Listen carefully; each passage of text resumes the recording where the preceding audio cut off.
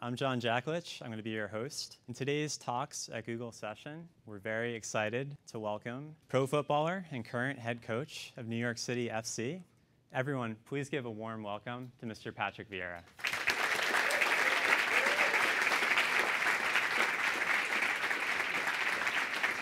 Pleasure to have you.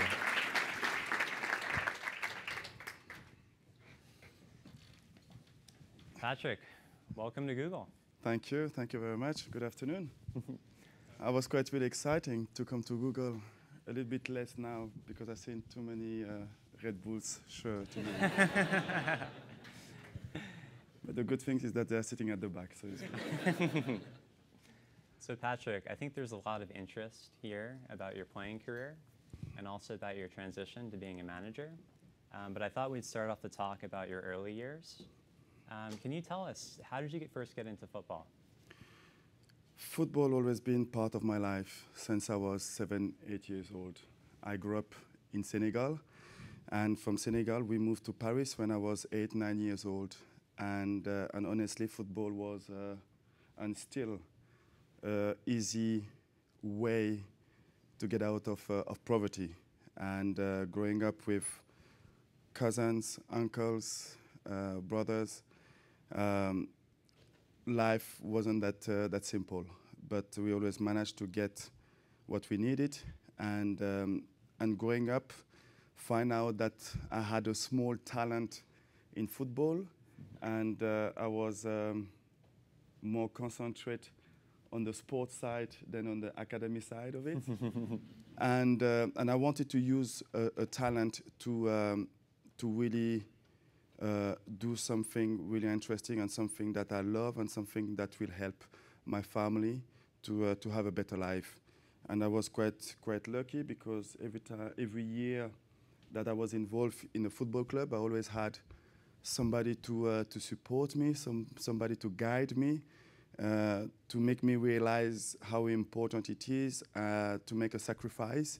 And those people really contribute massively on who I am today.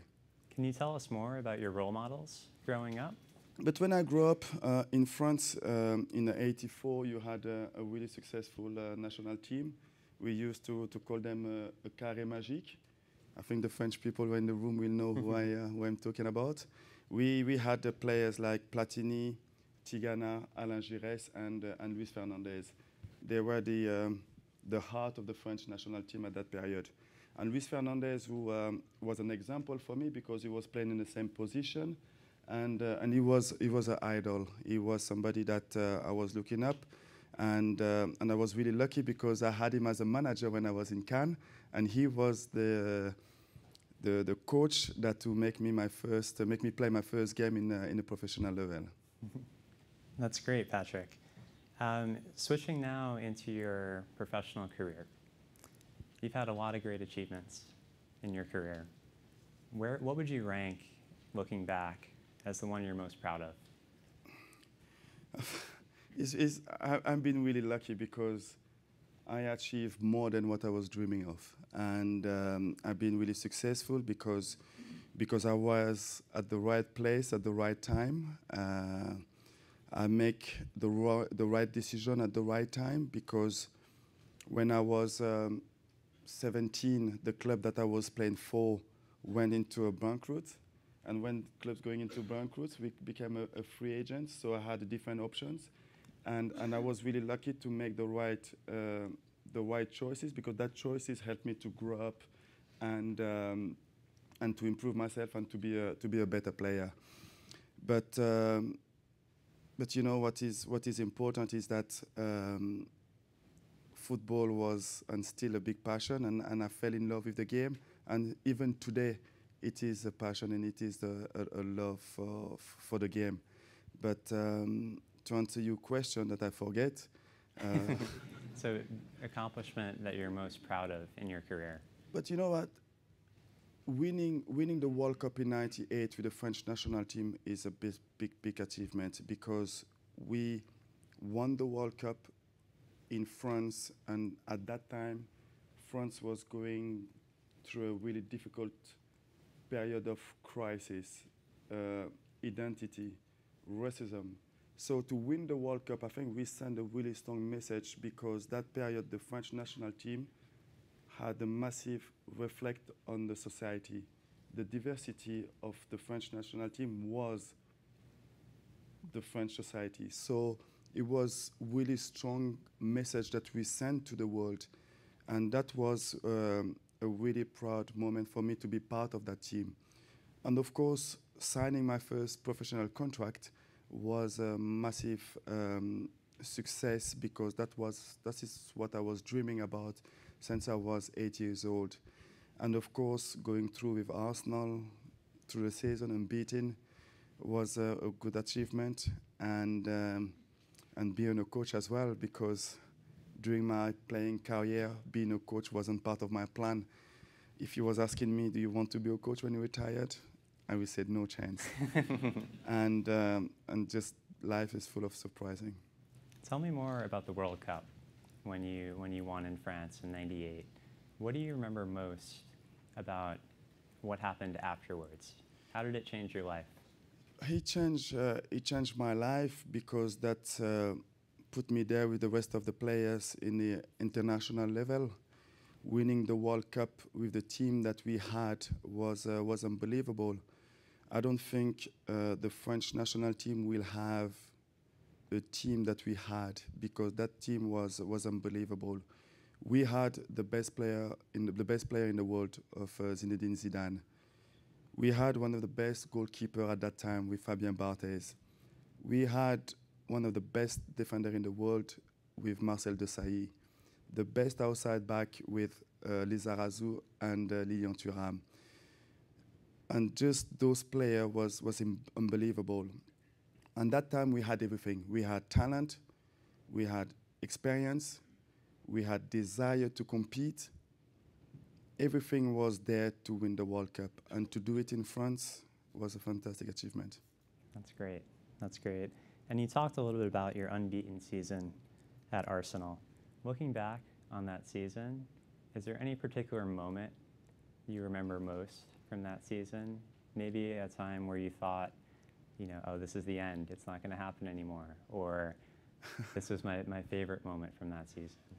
It's really difficult to pick up a moment, but what I will say during the season is that we knew that was our moment, because every time we went through a difficult period, it was somebody was doing something different. It was Dennis Bergkamp was doing something that was unbelievable. It was Thierry Henry who was going to score the goal by himself. It was Robert Pires was making a good play. It was the goalkeeper was making an unbelievable save.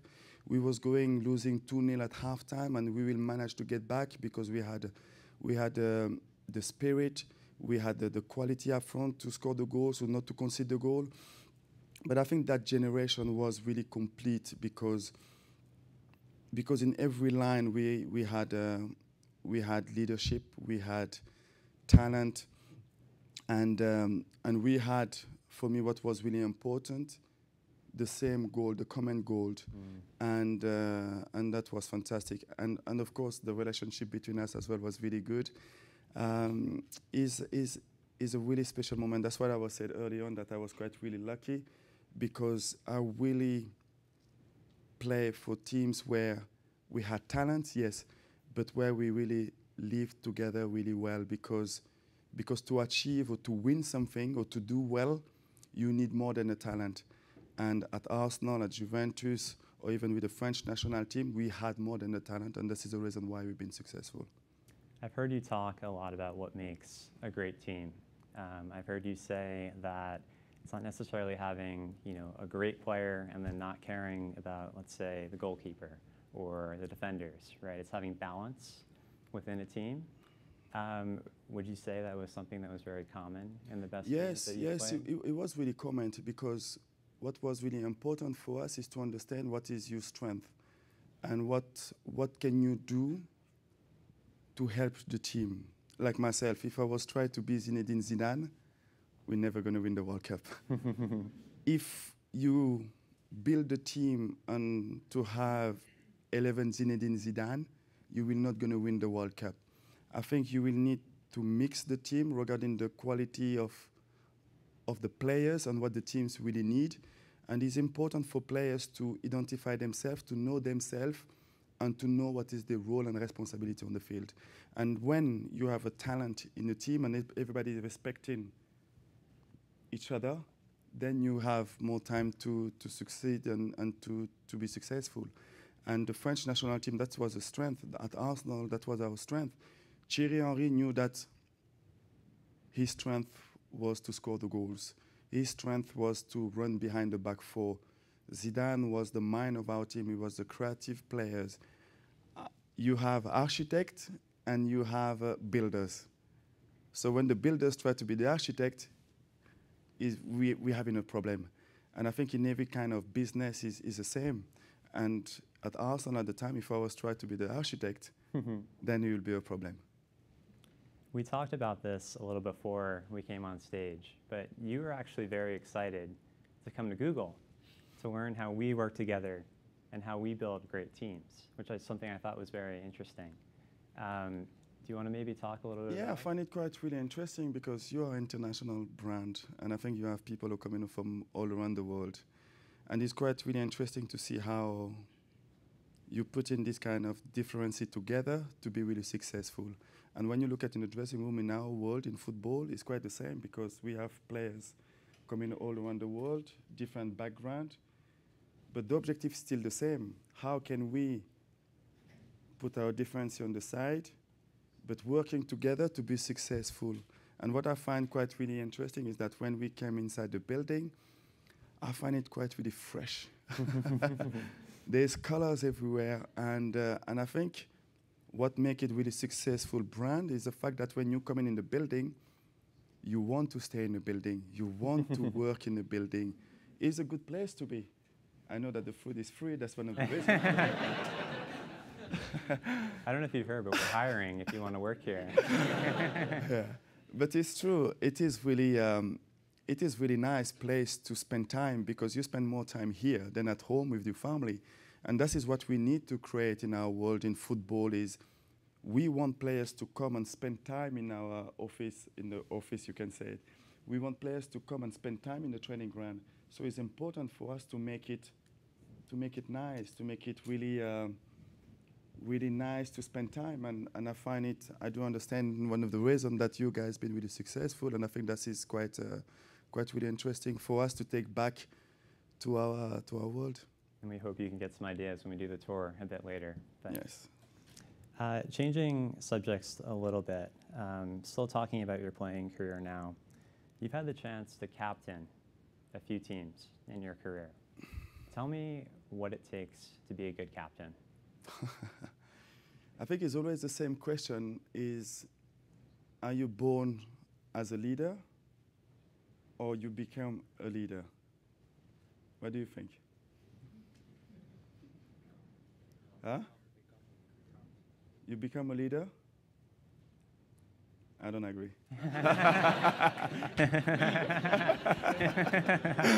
But this is what is interesting, is that we have a different point of view. But with my experience is that I believe that in football, to be successful, everybody has to take a leadership. We need 11 leaders on the field to be successful. And it was quite funny because when I spent the time in Manchester City, people will say that Mario Balotelli is not a leader. But I disagree. I think he's a leader in a different way. But he's still a leader. Just to give you an example, we were playing the game against Tottenham, and we was losing 2-0, and we managed to get back to the game. It was a 2-2, and it was a last-minute penalty. To take that responsibility, the last kick of the game, to take that responsibility, you have to be, you understand, your mind has to be a bit crazy. But it's part of being a leader. And for me, him taking the ball in front of Sergio Aguero, put it and then score the goals, for me is a sign of a leadership. And then after you have this type of leader like Tony Adams at Arsenal, he was really vocal, really strong, didn't stop talking, And he was a proper leader. And I was a different type of leader. I was more leading by example. The way that I will conduct myself on the field wasn't really vocal, but I was tackling, I was running, that is a different type of leadership. So that's why I believe that we all have a little bit of leadership in ourselves. And it's important in anything that we are doing to show that we are quite strong. Did you feel throughout your career that you have ever had to adjust your leadership style to match the people you were working with? Or do you feel the team kind of morphed more around the captain and the leader? I think as a captain, I was always try to be a positive. And it was important for me was that, yes, I was a captain, but it doesn't give me the right to make all the decisions by myself. When I was at Arsenal, I was Dennis Bergkamp, Martin Keown, Ian Sleeman, Seaman, or before making any decision, I was talking to them because it was a team decision. So they was really part of the decision that I was making. Being a captain doesn't give you the right to make the decision by yourself. You have responsibility, but one of the biggest responsibility is to bring everybody together. So making a decision with other players, I think, give them a little bit of captaincy as well. So it was important for me to make them understand that captain is just a handband that you put in around your hand, but the team is more important than just a captain inside on himself. Great, great. Now sticking with concept of teammates, I'm curious to know throughout your career, who do you think the best player you've played with throughout your career? And I'm putting you on the spot a little bit, I know. Yeah, but just to be diplomat, I will say it. What do you think a good player is? Ooh, I'm getting interviewed here. I'm just going to test him a little bit. I'm going to change it back. I think it's someone who listens to their captain. No. I think, and relating this back to Google and what I think we've seen internally, I think it's the ability to listen to your teammates, to understand maybe what some of their strengths are, what some of their weaknesses are, and kind of play into that. Not trying to be someone else that you're not. And sticking with your core strengths as a person. But I think treating the team above the individual is what I would say. Yeah, I completely agree with you. And this is why when people ask me that question, two names always coming out. One is Zinedine Zidane, and the other one is Dennis Bergkamp. And the reason being, every single player who played around those players has been fantastic. What I like about both of them is that they're making other people around look good. And for me, that is a sign of top-class player. There's a lot of good players, but there's a little bit of top players. And for me, Zidane with the French national team, you can tell Henry, Burke, Anelka, Guivarch, Dugarry, all those players who played around Zidane expressed themselves really well. At the same at Arsenal, Bergkamp played with Henry, played with Anelka, Overmars, Pires. All those players look really good because Bergkamp make them look really good. So for me, that is a sign of special players. Now, how about the best player you think you've played against in your career? Against? I would say Roy Keane from... yes. I always was. I thought that would come out. I will say Roy Keane because it's funny because we are sharing the same type of vision of the game of leadership. He's a really strong minding. He's a fighter. He's a team player, and he likes to compete. And there's as well a psychological minding that he likes to use in the game that I quite like as well. So we are quite similar, and to be honest, every time we play against each other, it was tough. It was really difficult, and that's why I have a massive respect for him because he's been a fantastic player. Great, great.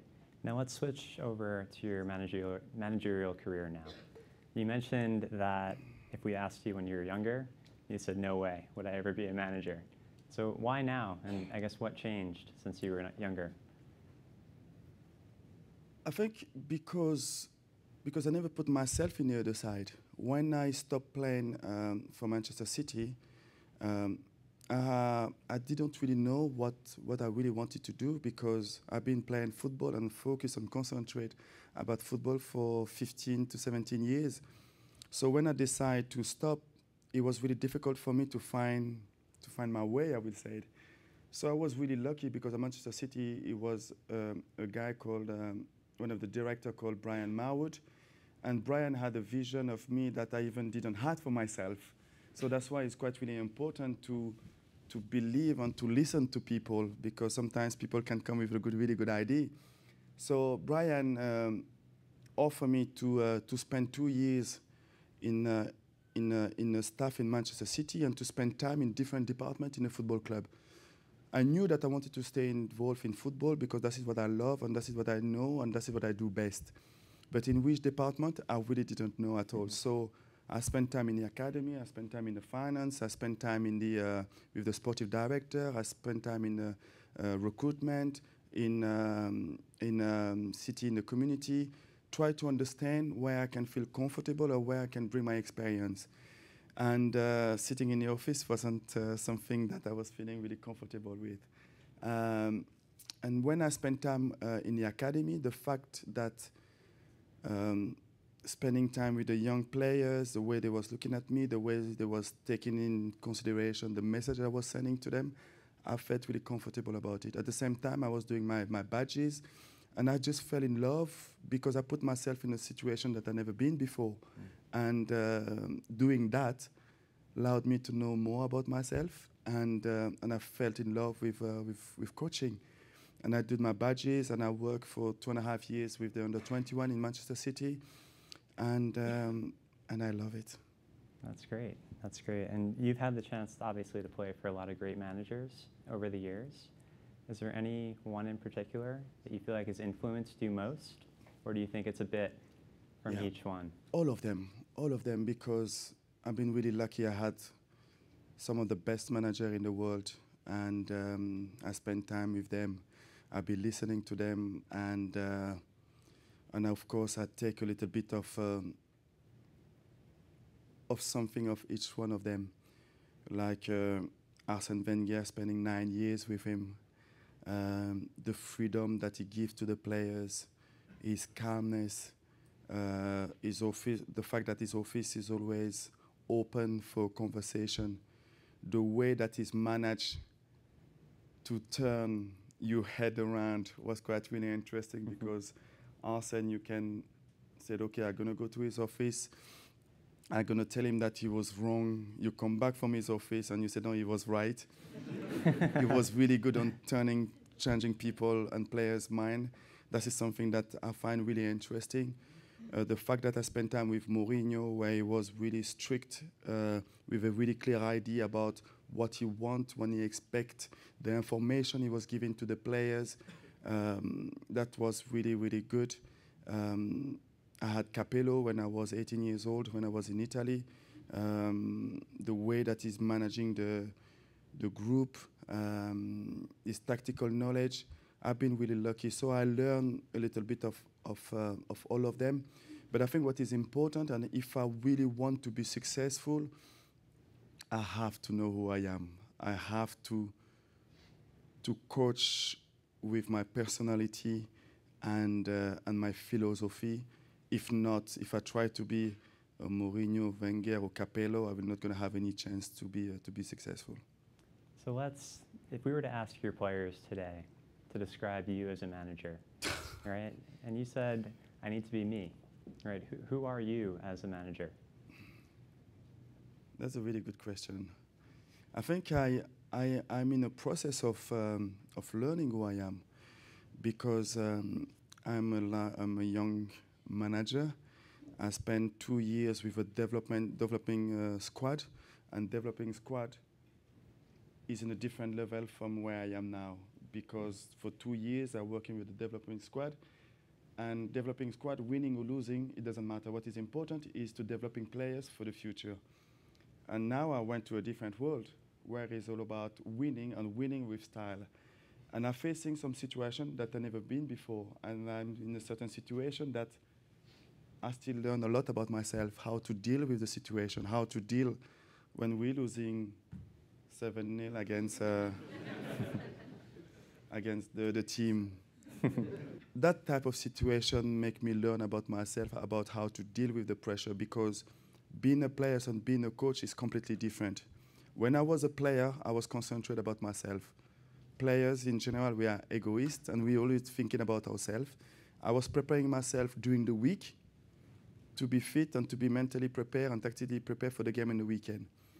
And when you are a coach, you become last. You're thinking about other people before thinking about yourself. So the transition is completely different, and the transition was difficult. So I'm in a situation that I'm still learning about myself and knowing about myself, about who I am as a coach. Great, great. You also mentioned that you wanted to bring your philosophy towards the game, kind of how you think about strategy. Can you tell us how you think about strategy towards the game and how you try to implement that at New York City FC? Yes, I have a clear philosophy and a clear way that I want to play in possession or out of possession. We're watching the opposition team, and then the way we're preparing ourselves is that we analyze what is the strength and the weakness of the opposition team. And during the week, we work on that. Normally what we are doing is that 2 days, we spend 2 days regarding how we can really hurt them, and 2 days about how we can control the strength of the opposition team, what to expect from the opposition team. And then you get a time where we focus on ourselves about how can we improve from one game to the other game. We do a lot of, all the training that we are doing are film, and then we do a lot of videos before training, after training, players doing an individual meeting with other coaches regarding the position.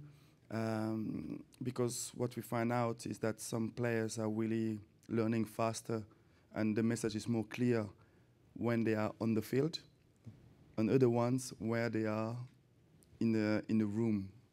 And the game is really tactical, so that means it's important for us to really spend time on the tactical side of it, because games can be losing and winning in the tactical aspect of the game. Gotcha. And turning now to New York City FC and kind of this season, obviously you set very high expectations for the team, as any good manager should, going into the season. Can you tell us a little bit about how you think the team has fared versus those expectations, and maybe anything that needs to change for the team moving forward? It's been quite some up and down during the season. There is a lot of frustration because I believe that we play some really good football, and we're not getting awarded with the way we've been playing at the moment.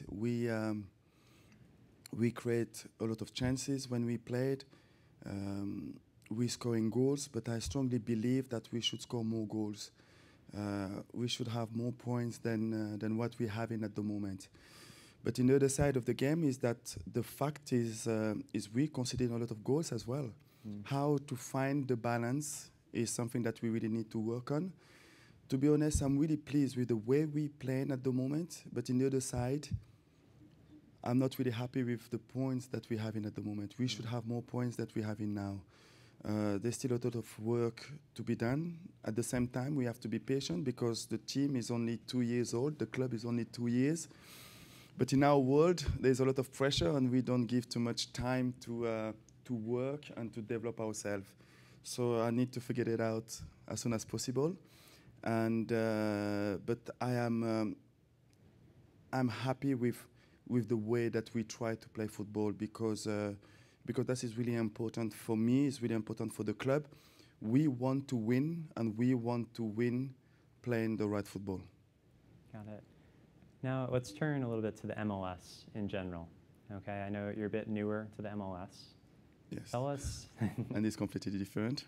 Very, very different. And that was going to be my question. What do you think the hardest part about winning in the MLS is, say, versus the European leagues where you played in the past? I think it's really different because we're talking about the MLS who had only 20 years of existence. It's really difficult to compare the MLS with the European League. But I believe that they will get there because when you look at the number of games that's been shown on TV now, you look at the number of fans that you have at the stadium, you look at the number of kids who play in football, the game is going up in the country. But of course, they are far away from what they are at the moment in Europe. It's really difficult because as a coach, what I find really difficult, it's that in Europe, you play your first game in a professional level between 16, 17 to 19 years old.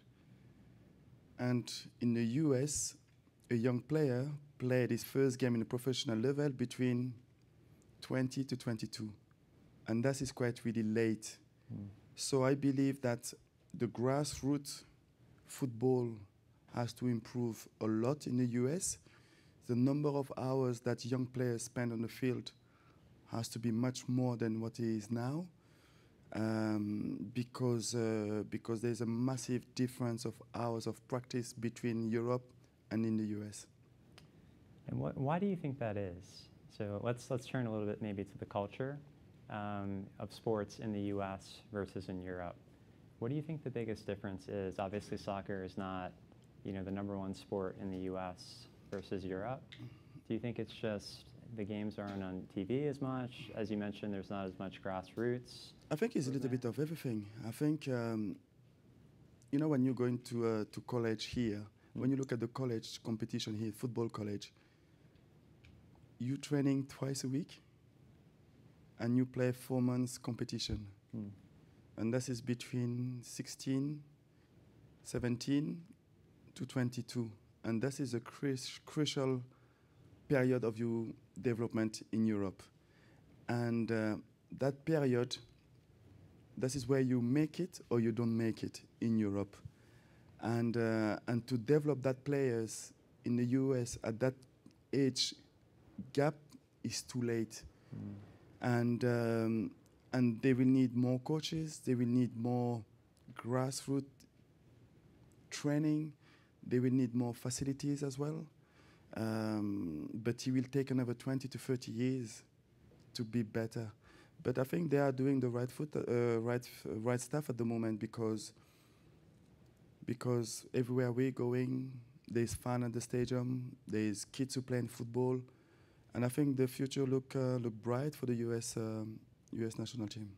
That's great. And everyone in the audience, we're going to open it up for Q&A in a few minutes. So if you have a question, feel free to line up along the podium. But so you mentioned 20 to 30 years down the road. That seems like a long ways off. Right? It's a long way off. It's a long ways off for us here.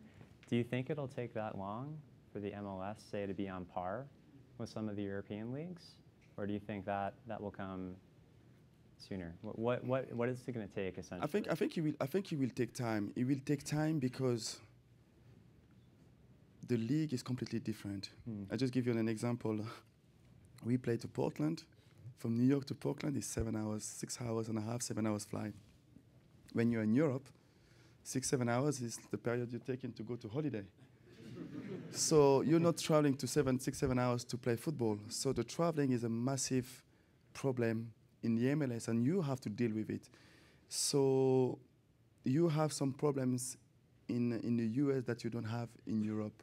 So they just need to find the right way to deal with that issues, and I think things will be okay. But I'm not worried at all about it, because when you look at where soccer was 10 years ago and where it is now, and in the next 10 years, it will be even in a different level. Yeah. I mean, even in the last 5 years, I've noticed a huge difference in the number of people who are interested in the World Cup, MLS. You can definitely see it. It'd be fantastic. And what they really need is the US to do well. If they do well, and if they have one player who can be an example or a role model for the young players, that will be even better. What do you classify as doing well? I'm curious, because we did fairly well in the last World Cup as the U.S. making it out of the group of death, making it to the round of 16. Do you think winning the finals? What do you classify? You have to win. You have to win. The tough guy over here. You have to win, because I think but this is the society where we are living.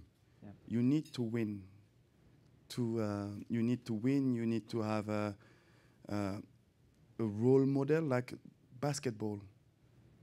Basketball, when Curry is one of the best players at the moment and is an example for the young players, and they always need this kind of person that can lead the sport, and that is what they didn't find yet in football. If they find that person who can be the role model and be one of the best players in the world, then you will have more young players who will play soccer because they will want to be that player.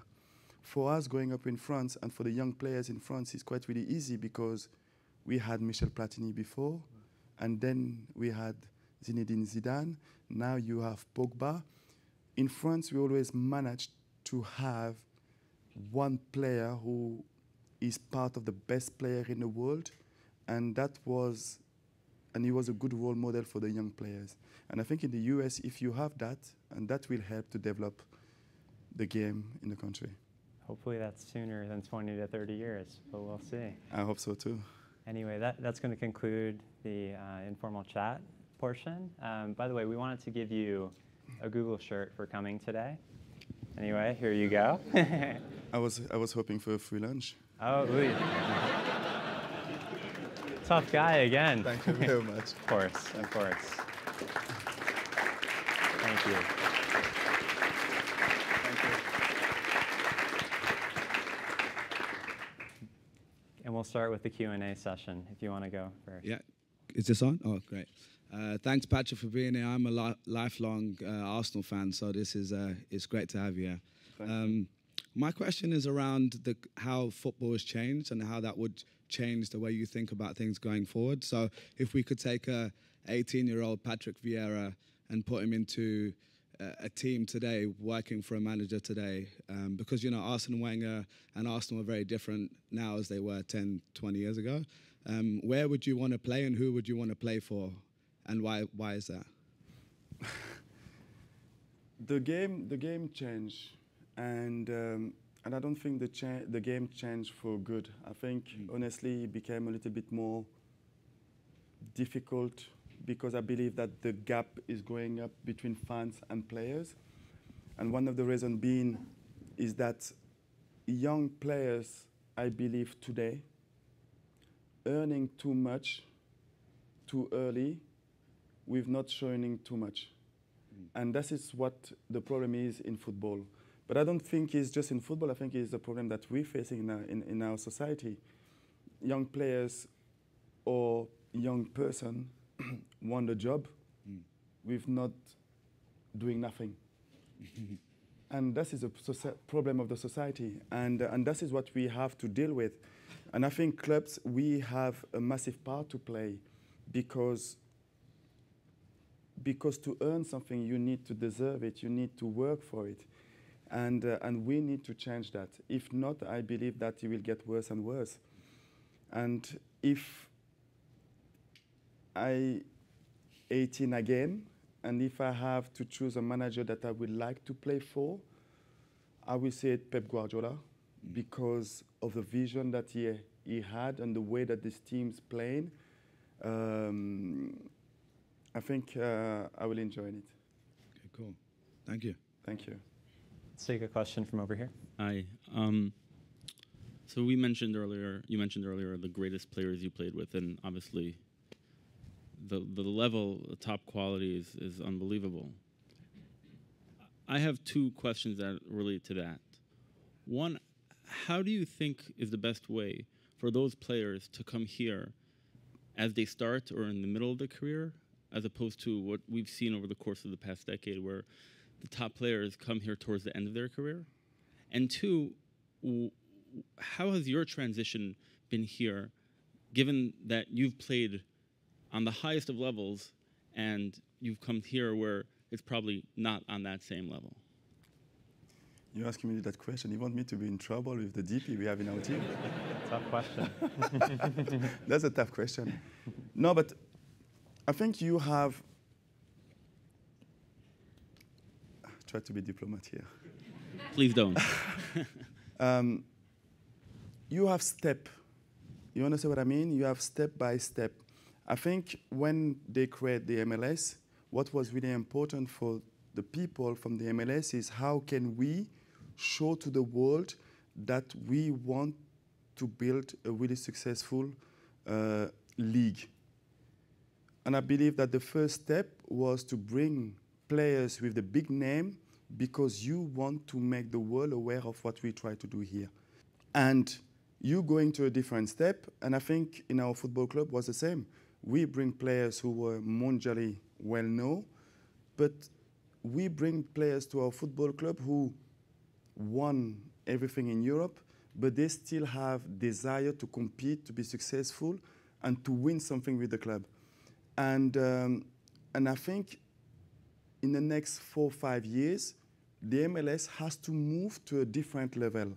Different level is to bring young, talented players from Europe. And I think Jovinko is a perfect example. But before you bring in these young, talented players from Europe, you have to be established as one of the best league in the world. And I don't think the MLS is there yet. And to bring these young players to the US is really difficult because when you are 21 years old, you played in Europe, you're still hoping to play in your national team. And the best way to go to the national team is to play for the European team. And I think as a nation here, US, we are not there yet. So it's really difficult to convince, because we don't have all the tools yet, to change the mind of a 21 years old player to come to play in the US. And that will happen, I believe, in the next 5 to 10 years. Thanks. Great. Yeah. I hope I answered your question. Yeah. Thanks so much. Thank you. Next question. Hi. I'm a huge fan, and I really respect your work, and I think you're an amazing player. So you had a very interesting point when you mentioned the team in 1998, where you said it was representing the society, and you really send a clear message saying that, hey, even though we come from different background, we're here together as a team. So I guess my first question is, do you think this is still true with the current French team? Like, for instance, Benzema not being chosen and attacking the coach for that. You're trouble. You're trouble. And so what do you think is the secret recipe to make a team, to have all the players as one? And my last question is, who do you think is going to win the Euro Cup? I think I'm going to start by answering the second question. I hope France will win the Euros, and I think they will have a massive chance to win it because of the young, talented player they have in the team. And of course, in all the big competition, if you want to have a chance of winning the competition, your best player has to be at the peak of the game. So for France to win the Euros, Pogba has to be at his best, Griezmann has to be at his best, the goalkeeper Lloris has to be at his best, and all the other players has to perform as well. But you will not going to win a competition if your best player are not at the best level. So hopefully they will be at the best, and so they can have a chance of winning the Euros. Answering your first question, I don't think, knowing Didier Deschamps the way that I know him,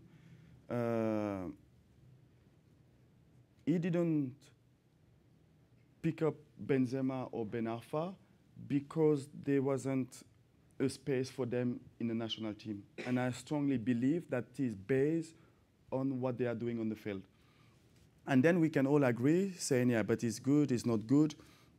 But what is important for the people to understand is that you choosing people and you making a team not just what's going on the field. You making the team as well regarding how they're going to live together and how they're going to conduct themselves together. And Didier Deschamps was the captain of the '98 and was the captain of the European Championship. And he managed at that period to bring everybody together in the French national team. So he knows what it takes to win a competition. And if he make that decision, that is the best for the team, because you're not just playing, you live together. And sometimes you have to make tough decisions, not just based on the football aspect of it. Is outside is as important as what's going on in the field. Hi. So as an athlete, when you're struggling on the pitch, or when you were struggling on the pitch, or when your players are now struggling and they make a mistake or two mistakes, what do you do or teach to do so that they successfully forget about it and are able to focus on the next play and to be able to perform mid-match so that they can still perform well even after making a few mistakes and stay mentally tough? For that, the best coach I had for that was Arsène Wenger, because I remember when I was at Arsenal, I make few mistakes. Like, one of the actions coming in my mind, it was when we was playing the semi-final of the FA Cup against United, where I missed the pass and the guy get the ball, playing forward to Giggs, and Giggs scored. I was making, before that game, I make few mistakes and we conceded goal straight away. But what was really important, and the message was from Arsène to me, was keep doing what you believe is right for the game. And that, for me, was really important, because it wasn't about, it was a technical mistake that I make, but the ideas behind it was right. And that message for me was really strong, because that gave me confidence that I was doing the right thing. So in training, of course, I needed to practice more about this range of passes. And that really gave me confidence to try it again and try it again until I became successful on that. And that is a message I try to send to the players. Mistake is part of the game. Mistake is part of the game. And I want them to try to do it if that is what the game was required, if that was the right play to do. And of course, what we're doing in New York is that regarding the period of the week, we're doing some individual training. And we have 5 or 6 coaches, and we always take 3, 4 players, and we make them work on their weakness or their strength, depending on the week. And we make them practice and practice and practice, because I strongly believe that more you practice, and less mistake you're making. Okay. Thank you. Thank you. Hi. So, thank you for being here. And you named the best players you played with. You said Zidane, you said Bergkamp, and you said that the best players had this spark or something that brought the team together. And Bergkamp and Zidane and you have all become managers as well. Is that the same talent there? Being a manager? Being that manager, and that the talent to be a manager and the talent of having that spark on the field that makes everyone else look good, because it seems like that's your job as the manager, make everyone else look good. Yes. And that's what Zidane did, and that's what Bergkamp did. Yeah, that can be, but being a manager is completely different. Okay. And it's not because you were a fantastic player that you will be a fantastic manager. It's a completely different world. Because when I was working with the EDS, between the age, it was between 16 and 19, and they had some pictures of me playing, and they knew what I'd achieved on the field, and it was good, but at the same time, it was really bad, because the first contact with them, they was really look at me with the big eyes, and I was telling them jump 10 times, they will jump 10 times. But what was really important for me is the message that I was going to send to them. because the message has to be clear, has to be simple, and has to be consistent. Because being a good player and being a coach straight away after, he gives you a little bit of credibility. And the credibility can be 1 week, 10 weeks, 2 months. And then after, when players lose a little bit of confidence on the manager or on the coach, you being a player or not a player doesn't make any difference. Thank you very much. Thank you. So unfortunately, we have to wrap up soon, but let's just take one last question, maybe. You can do it when he's wearing a City shirt. Oh. You didn't do we it did. when We he did was one wearing Red the Bull New York fan. shirt. Thank you, Patrick. Really appreciate it. As somebody who was an early NYCFC member, thank you for being here at Google. Thank you very much. Welcome you very much. Thank you for being at NYCFC. I actually had 2 questions, so I'm going to get to the main question. What do you think about our state of our defense? Right, in last 3 games, minus the big game. That should be last question. We should look at it before. You asked for this side. Sorry. As a fan, actually, it does matter to all of us. There's some similarities from last season, right? Our defense has been a little leaky. You mentioned it came down to little mistakes last game. We were there yesterday. But what do you think? What can we do to improve our defense? We have some new signings this season. They're doing well. I like them personally. But what do you think? To be honest, about the new signing, we didn't really start talking about it, but obviously the window will be open in July. And with Claudio, our sportive director, we're going to start talking about what is the plan and what can we do to improve the team, because obviously when we are facing the situation where we are, we need to improve the team. And what is really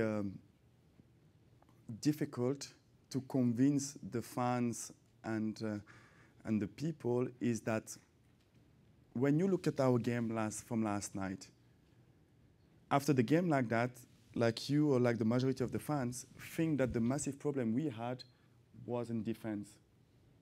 Yes, we conceded a goal, but you guys are just looking at the goal we concede, but you're not looking at the number of chances that we create. We did. It So was the unlucky problem, that we did not convert. It was yeah, but if we scored all the chances that we created, especially in the first half, 3-0, the game is over. True. And then we're not going to concede the goals that we conceded in the second half. Yes, we have to improve defensively because we're giving too many goals away. But for me, I believe that what is important in football is always to create more than we concede. And when you look at the game yesterday, we're creating more chances than we concede. So if even we scored half of the chances we create, we'll be winning the game. You will be happy, I will be happy. awesome. Thank you so much. You understand what I mean? So yes, we have to improve defensively, but for me, the main concern I have at the moment is that we need to score more of the chances that we're creating. And when we consider goals, it's not just about the back four, because I believe that it's about the team, it's about the unit, it's about the 11 players on the field. And we have to make it a little bit more easy for the back four, so that means the back four, we're not going to be exposed so much. So the front players in front of the back four has to do a better work. The front players have to do better work, so it's a teamwork more than individual or just a unit. But yes, we have to improve our defensive record. Thank you very much. Thank you. Should we do one? I know you've been waiting. Let's just, if you can do it quick. Okay. Hi, Patrick. So How are you? I'm also French, and I was 6 when you won the World Cup. So it's great to see you here. Thank you very much. So you French mentioned people are that everywhere, by the way. in '98 the World Cup was in France. France was having some difficulties. There was lots of young talent. There was lots of talent, and the situation is not that far today. Like the Euro Cup is going to be in France. I think France is also having some problems right now. There's also lots of talents. Maybe there's not as much experience with the players like Pogba, Griezmann. How do you see it? What are the main? Do you see it mainly similar to the team in '98, or what are the main differences that you see today? I think when you look at the social situation in France, I would say this is quite the same type of situation that we were in '98 that we are facing now. This is why I really hope the French team will win the Euros, so we can send a strong message to the country. France is all about diversity, And our diversity is a strength of the country. What I feel really confused and really frustrated is about politicians using football and getting involved on what's happening on and off the field. I do understand that is the responsibility because they're doing, they are politicians, but in the same way, football people should deal with the problem that football are facing. And I don't think that politics should be involved in any kind of football decision. And that is why football is above everything, and I hope that they will give a really good representation of the game, and they will send a strong message and a positive message. Because I believe that football can have a massive impact in the world, and especially in France as well. Okay. Well, let's hope they win this year. Thank you. We can take the last question. You was waiting, so am I going to get a free lunch? So my question is going to bring you back in 95, 96. I'm an AC Milan supporter. Okay. I'm curious to know, were you there at the wrong time in the wrong place? And what was the key learning of your experience in AC Milan? 95, 96, when I was at AC Milan. Yeah. It was a positive experience. I left Cannes and I went to AC Milan. I was 18 years old. And 18 years old, at that time, you're only allowed to have 3 foreign players in the team. And when I signed for AC Milan, I was a number 6. So I was behind Boban, Savicevic, Desailly, Vieira, Paolo Futre, and then it was myself. So to have the chance to play, 4 of them has to be sick. So it was quite really difficult because they were at the peak of the game. AC Milan was at the peak at the game at the time. But for me, that is where I learned how to be a professional, because I open my eyes and I look how they conduct themselves, how they training in the week to be fit and prepare mentally and physically to play the game. And that was a fantastic school for me, because at that time the Italian league was the best in the world, and it was really competitive. All the best players in the world was playing in Italy. So to spend only 1 year in Italy helped me to be the player that I was. So that was a fantastic experience. Great. And that's a wrap. Everyone, Thank you. thank you again so much for being here. Appreciate it.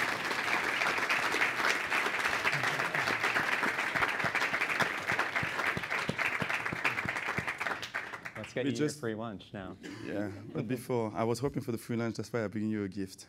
Oh. Don't worry, it's not the Red Bull shirt. So nice of you.